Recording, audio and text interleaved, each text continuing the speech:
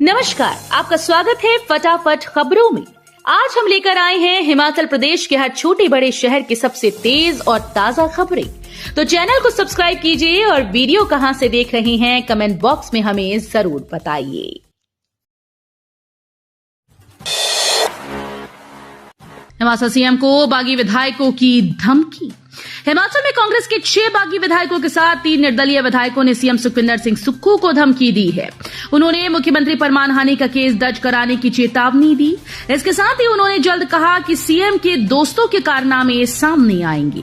विधानसभा speaker ने राज्यसभा चुनाव में क्रॉस वोटिंग करने वाले 6 कांग्रेस विधायकों को 29 फरवरी को अयोग्य ठहराया था। इसमें सुजानपुर से राजेंद्र राणा, धर्मशाला से सुधीर शर्मा, कुटलैहड़ से देवेंद्र कुमार भुट्टो, बड़सर से आईडी लखनपाल, लाहौल स्पीति से रवि ठाकुर और गगरेट से चैतन्य शर्मा शामिल हैं। हिमाचल से दौरा शुरू करेगा 16वां वित्त आयोग। 1 अप्रैल 2026 से लागू होगी 16वें वित्त आयोग की सिफारिशें। भारत सरकार का 16वां वित्त आयोग इस बार हिमाचल प्रदेश से देश के सभी राज्यों के दौरे की शुरुआत करेगा। लोकसभा चुनाव खत्म होते ही 16वें वित्त आयोग की टीम शिमला आएगी और प्रदेश के कुछ और हिस्सों का दौरा भी करेगी। केंद्र सरकार ने नीति आयोग के पूर्व उपाध्यक्ष अरविंद पनगड़िया की अध्यक्षता में 16वें वित्त आयोग का गठन किया है।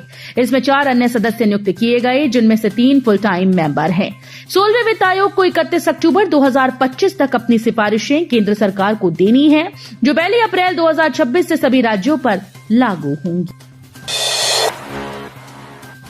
आचार संहिता के उल्लंघन की टोल फ्री नंबर 1950 पर की जा सकती है शिकायत।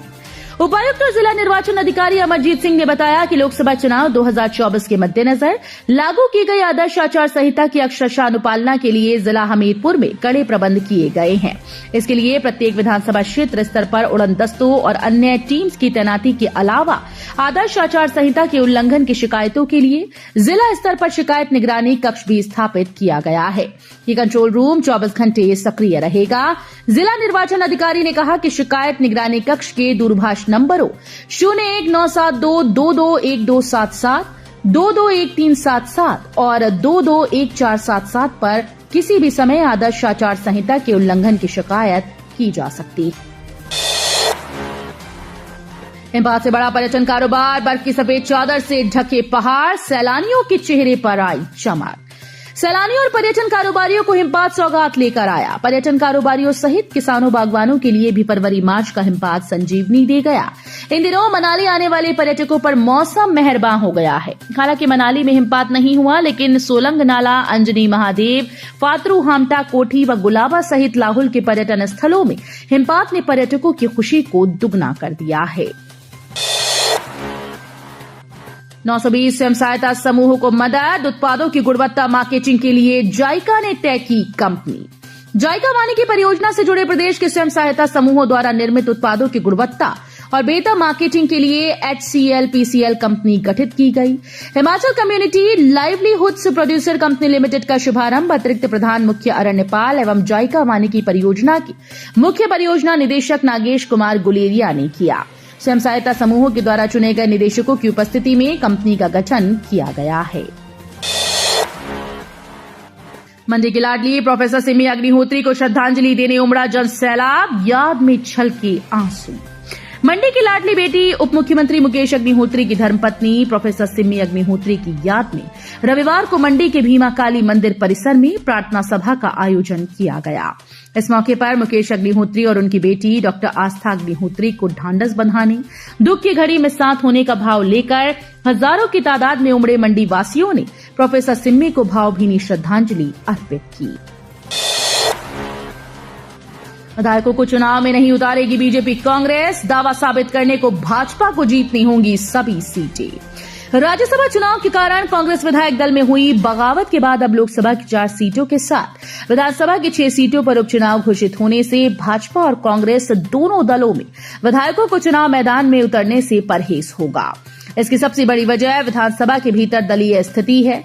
हालांकि 6 कांग्रेस विधायकों को डिस्क्वालीफाई करने के बाद अब हो रहे उपचुनाव से राज्य सरकार को राहत जरूर मिली है। शिक्षक नहीं बन सकी गीता तो बन गई बस कंडक्टर, टेट व सीटेट कर चुकी क्वालिफाई।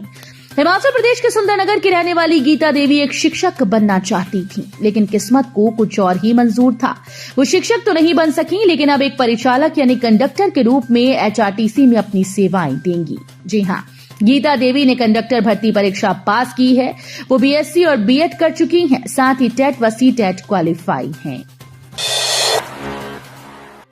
चुनाव के ठीक पहले लोक लुभाव ने वादे कर प्रदेश की मातृशक्ति के साथ धोखा कर रही सरकार। पूर्व मुख्यमंत्री एवं नेता प्रतिपक्ष जयराम ठाकुर ने कहा कि कांग्रेस सरकार आदर्श आचार संहिता का उल्लंघन कर रही है। कांग्रेस चुनाव के समय प्रदेश के लोगों के साथ धोखा करके जन समर्थन हासिल करना चाहती है, इसलिए चुनाव आते ही वो बड़ी बड़ी बातें और घोषणाएं करती है, झूठी गारंटीज देती है और चुनाव के बाद भूल जाती है। कांग्रेस को भूलना नहीं चाहिए कि झूठ और फरेब की राजनीति ज्यादा दिन तक नहीं चलती। कांग्रेस का भांडा फूट चुका है। बिलासपुर के लुहड़ू मैदान में खूंटा गाड़ने और बैल पूजन के साथ राज्य स्तरीय नलवाड़ी मेला शुरू।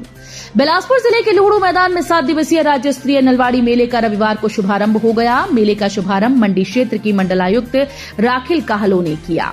उन्होंने रिबन काटकर मेला स्थल पर खूंटा गाड़ा और बैलों की पूजा की। इससे पहले प्रथानुसार लक्ष्मी नारायण मंदिर में पूजा अर्चना करने के बाद नगर में से ढोल नगाड़ों और रणसिंगों की ध्वनि के साथ पुलिस व होमगार्ड की टुकड़ियों के नेतृत्व में गोविंद सागर के किनारे मेला स्थल लुहड़ू मैदान तक झांकी निकाली गई। 4.85 लाख की धोखाधड़ी करने पर राजस्थान से एक व्यक्ति गिरफ्तार। पुलिस थाना भोरंज के तहत धोखाधड़ी करने के मामले में राजस्थान से एक व्यक्ति को गिरफ्तार किया गया।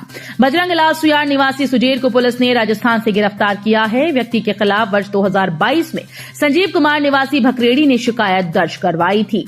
संजीव कुमार ने 4.85 लाख रुपए फर्नीचर के लिए व्यक्ति को दिए, लेकिन व्यक्ति ने फर्नीचर नहीं दिया। ऐसे में अब पुलिस ने व्यक्ति को राजस्थान से जाकर धोखाधड़ी करने के मामले में गिरफ्तार किया है।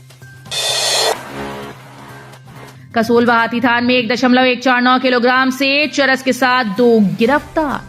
कुल्लू जिले में 2 अलग अलग मामलों में 1.149 किलोग्राम से चरस के साथ 2 तस्कर गिरफ्तार किए गए। एएनटीएफ की टीम ने कसोल में एक नेपाली को 824 ग्राम चरस के साथ गिरफ्तार किया।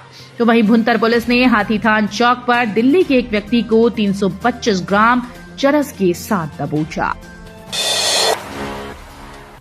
ऊना होशियारपुर रोड पर बदसाली में पिकअप जीप से टकराई बाइक, एक की मौत।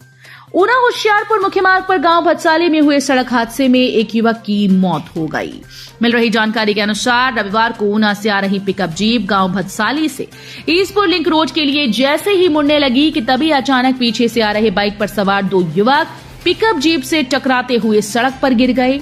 उन्हें घायल अवस्था में ऊना अस्पताल ले जाया गया, जहां पर डॉक्टर ने एक युवक को मृत घोषित कर दिया, जबकि दूसरे घायल का इलाज शुरू कर दिया। जानकारी के अनुसार मृतक युवक की पहचान पारस 21 वर्षीय पुत्र कश्मीरी लाल मोहल्ला कोटला दास चौगेठी जिला जालंधर के रूप में। तो ये थी आज की फटाफट खबरें। हम मिलेंगे अगले बुलेटिन में, तब तक के लिए धन्यवाद। जय हिंद।